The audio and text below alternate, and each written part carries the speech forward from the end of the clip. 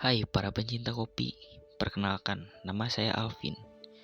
Hari ini saya akan menjelajahi keunikan dan kenikmatan kopi Kamojang. Terkenal dengan cita rasa khas dan aroma yang menggoda, kopi Kamojang berasal dari pegunungan sejuk yang kaya akan budaya dan tradisi. Mari kita menyelam lebih dalam ke dalam proses pembuatan kopi ini.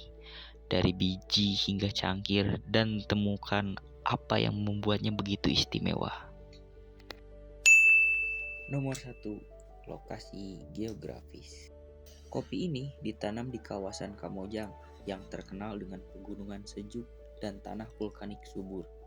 Kondisi ini memberikan nutrisi optimal bagi tanaman kopi, menghasilkan biji kopi dengan kualitas yang unggul. 2. Proses pengolahan. Kopi Kamojang melalui proses pengolahan yang teliti, mulai dari pemetikan biji kopi merah sempurna hingga pengeringan dan roasting yang presisi.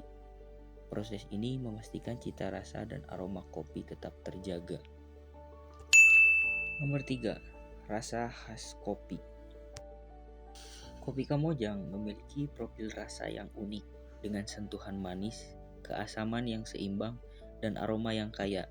Hal ini membuat pengalaman minum kopi menjadi lebih menyenangkan dan berkesan. 4. Tradisi dan budaya. Produksi kopi Kamojang tidak lepas dari tradisi dan budaya masyarakat setempat. Keberlanjutan dan keaslian cara-cara tradisional dalam budidaya kopi turut menambah nilai-nilai unik pada kopi ini. Yang kelima adalah keberlanjutan. Banyak petani kopi di Kamojang menerapkan praktik pertanian berkelanjutan dengan menjaga keseimbangan lingkungan dan mempromosikan kesejahteraan komunitas lokal. Nah, kombinasi faktor-faktor tersebut dapat membuat kopi Kamojang menjadi pilihan istimewa bagi para pecinta kopi di seluruh dunia. Nah, setelah pengenalan di awal tadi, sekarang saya akan menganalisis kopi yang berada di Desa Ibun terletak di daerah Kamojang, Jawa Barat.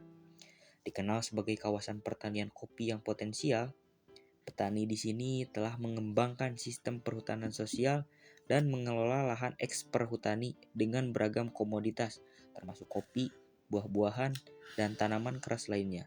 Masyarakat di Desa Ibun pun aktif dalam menjaga ekosistem lokal dan meningkatkan kesejahteraan melalui proses pertanian berkelanjutan. Sekarang kita masuk ke dalam analisis SWOT. Yang pertama ada strength atau kekuatan. Poin pertama, komoditas kopi unggulan dengan produktivitas tinggi 2-8 panen setiap 3 bulan. Kedua, kehadiran rumah kopi sebagai fasilitas pemrosesan kopi. Poin ketiga, pemulihan kawasan terlantar dan pemilihan tanaman sesuai ekologi. Yang keempat, adanya skema perhutanan sosial untuk pengelolaan lahan. Analisis SWOT yang kedua ada weakness atau kelemahan. Kelemahan yang pertama yaitu keterbatasan akses pasar dan teknologi untuk pengelolaan hasil. Yang kedua, ketergantungan pada subsidi pupuk dan masalah akses air selama musim kemarau. Nah, poin selanjutnya dari analisis SWOT adalah opportunities. Yang pertama adalah potensi peningkatan nilai tambah melalui pengolahan kopi siap seduh. Yang kedua, dukungan dari skema Dana Nusantara untuk pendanaan dan pembelajaran.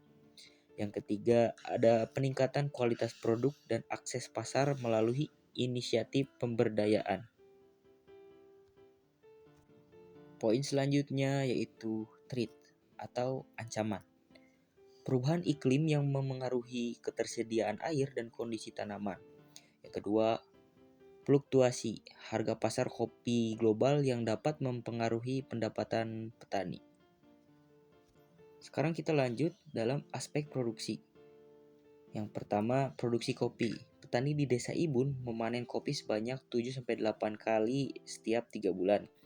Pengelolaan dilakukan secara organik dengan fokus pada pemilihan varietas yang sesuai dengan teknologi lokal.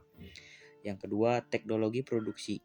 Penggunaan teknologi terbatas tetapi ada upaya meningkatkan efisiensi dengan pendekatan perhutanan sosial dan penggunaan sistem pengairan alternatif seperti pelepah pisang.